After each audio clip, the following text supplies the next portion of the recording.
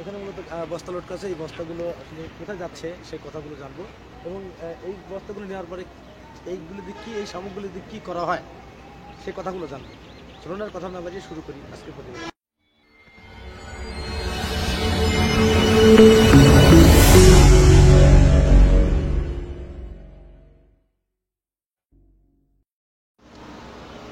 সম্মানিত দর্শক, আমার সামনে সেই ড্রাইভার ভাই দাঁড়িয়ে আছে এবং পিছনে গাড়িটা অবশ্যই দেখছেন।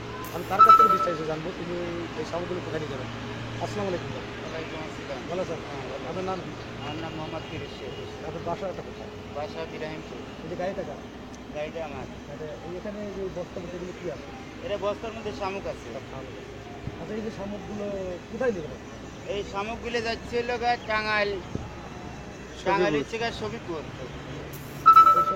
এই যে শামুকগুলো বিক্রি করবে, এই শামুকগুলি হাঁসের খাওয়াইবে। হাঁসের কেন আজকে এই শামুকগুলো খাওয়ায় আজকে আপনার জানা মতো? হাঁসের খাওয়াবি, হাঁসের খাওয়াইলে বেশি হয়। আচ্ছা, শামুক ছাড়া কি অন্য কোনো খাবার টাবার দিয়ে?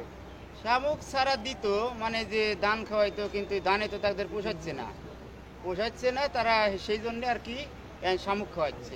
শামুকগুলো তো টাঙ্গাল যাচ্ছে, হ্যাঁ। এখানে তো শামুক আছে বা বস্তা আছে। এখানে কত বস্তা শামুক?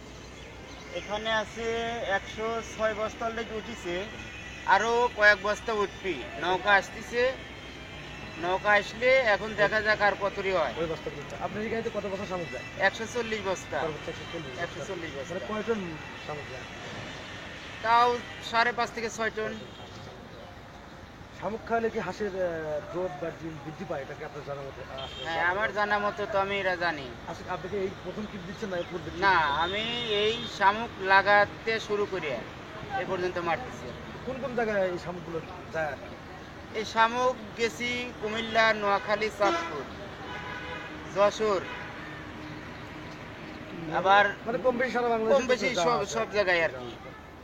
শামুক খেলে 100% আজকে হাঁস পালন করে লাভবান হওয়া যাবে। হ্যাঁ হ্যাঁ। আপনি কি মনে করেন হাঁস পালন করার ক্ষেত্রে শামুক এবং ধান বা গম এটা হচ্ছে তো অনেক সাশ্রয় না? ধান গমের তেরে অনেক সাশ্রয়। সাশ্রয়। প্রিয় দর্শক, আসলে ড্রাইভার ভাইয়ের সাথে অনেক কথা বললাম এই শামুকের বিষয়ে। এই যে যেথায় এই শামুকগুলো নিয়ে যায় সেই কথাগুলো শুনলাম।